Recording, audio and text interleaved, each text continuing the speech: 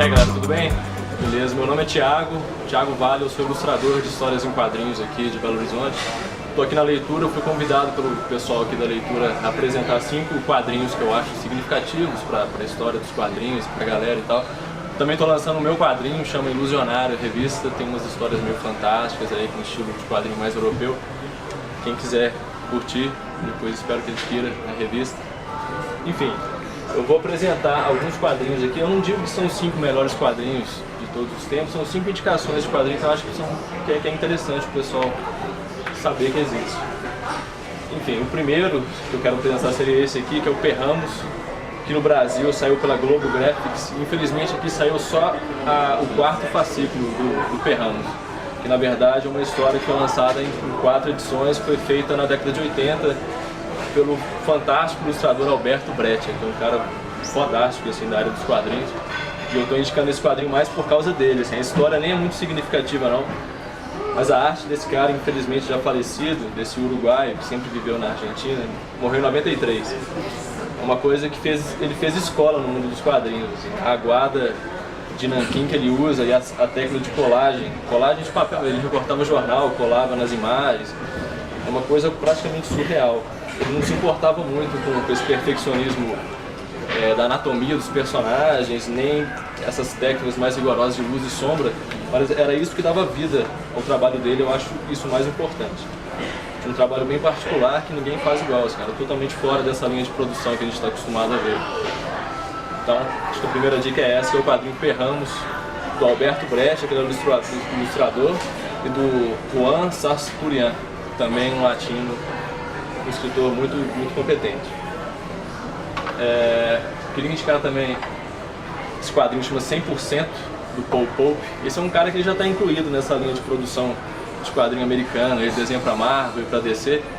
E ele tem alguns quadrinhos que saem pelo selo Vertigo, que é um selo de quadrinhos mais para adulto da DC, que é um selo muito interessante, assim, que você consegue sair um pouco desse quadrinho padronizado de super-heróis e tal. E essa história aqui é bem interessante, que é praticamente uma história de romance. O garoto encontra a garota e acaba sofrendo porque perde a garota. E ambientada toda num cenário de ficção científica. Que ele consegue misturar as duas coisas, ficção científica com um romance novelístico padrão. E a arte desse cara é bem peculiar também, ele tem um desenho bem agressivo, um traço até meio grosseiro, só que ainda assim ele consegue passar bastante sentimento com isso. E ele usa uma técnica que é de narrativa que ele praticamente repete em quase todas as páginas, porque na primeira página ele sempre coloca um quadro geral, praticamente assim, um quadro horizontal no começo, e embaixo ele coloca os desdobramentos desse quadro. Ele tenta fazer uma espécie de resumo, assim, no primeiro quadro o leitor já tem uma ideia geral do que vai ter na página, e nos quadros seguintes você tem os desdobramentos desse quadro, ou então os detalhes, ele vai se aproximando e tal. Esse quadrinho é bem interessante, não só pela história, mas também para estudar a técnica narrativa desse cara, do Paul Pope, porque tem um jeito bem peculiar de desenhar e de contar uma história.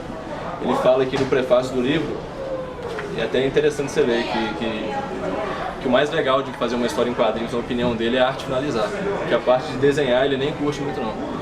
Só que a parte mais importante é o que vem antes disso, que é o planejamento da história, que é você escrever, que é você fazer milhões de rascunhos antes de chegar a fazer a página.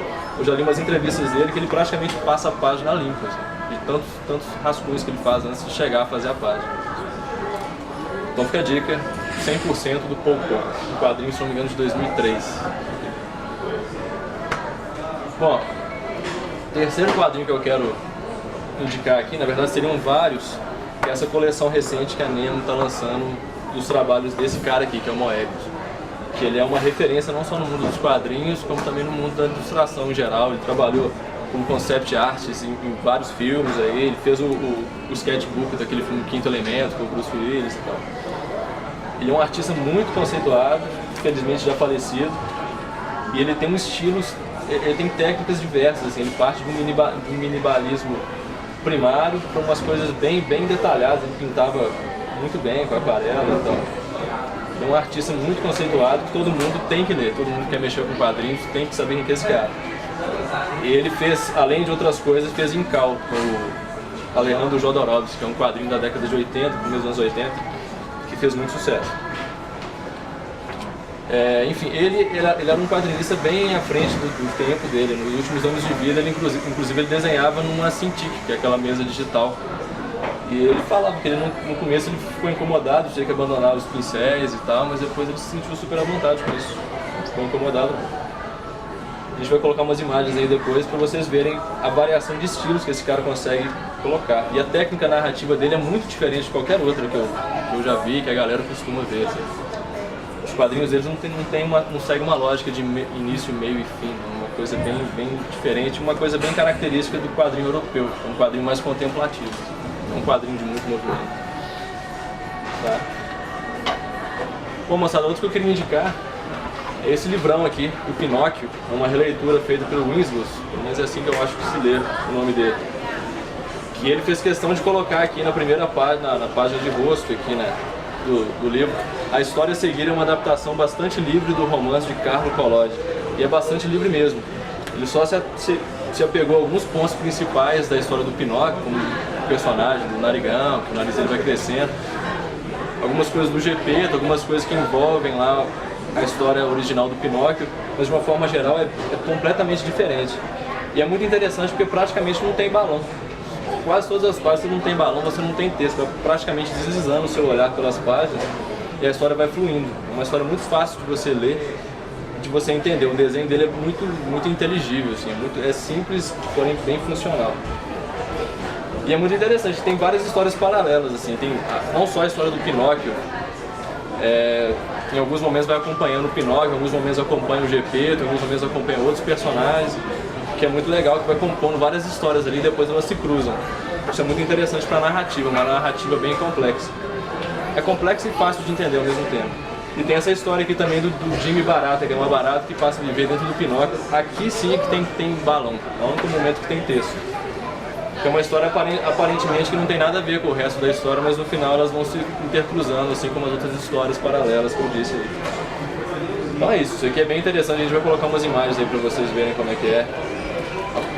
Não só o texto, não só a narrativa que ele usou aqui, não só a história fantástica, como a parte gráfica também é muito boa.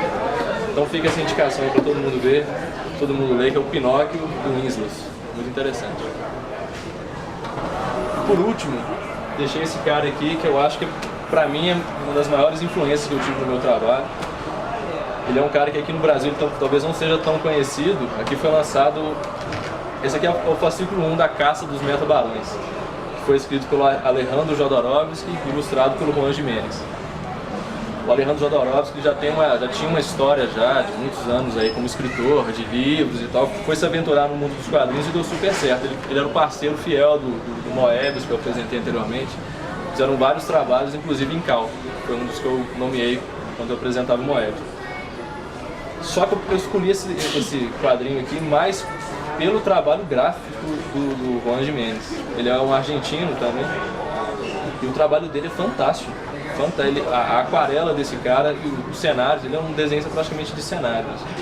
Cenários fantásticos, com as naves, ele é um desenhista de ficção científica, basicamente.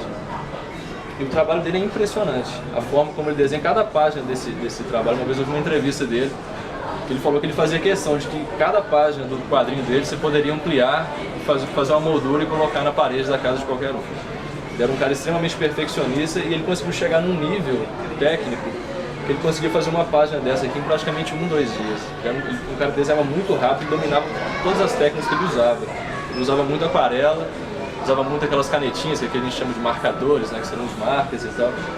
Uma coisa ou outra de lápis de cor e só. E nanquim, obviamente. Esse cara, pra mim, ele é indispensável. Se alguém quer se aventurar pelo mundo dos quadrinhos, fica a dica para começar por esse trabalho dele aqui, que é a Caça dos Metabarões. Na verdade, o Metabarão ele era um personagem do quadrinho Incal, que foi retirado, ele fez um certo sucesso, resolveram fazer um quadrinho só dele. Foi lançado aqui no Brasil em 4 edições. Bom, fica aí, fica a dica, esses 5 quadrinhos. Eu acho que são 5 trabalhos importantes para quem quer conhecer quadrinho de verdade, são bem diversos. É interessante porque eles fogem bastante do padrão de quadrinho americano, esse padrão de quadrinho de super-herói que a gente está mais habituado a conhecer. Enfim, é isso, galera. Espero que vocês tenham curtido e fica para a próxima então. Valeu!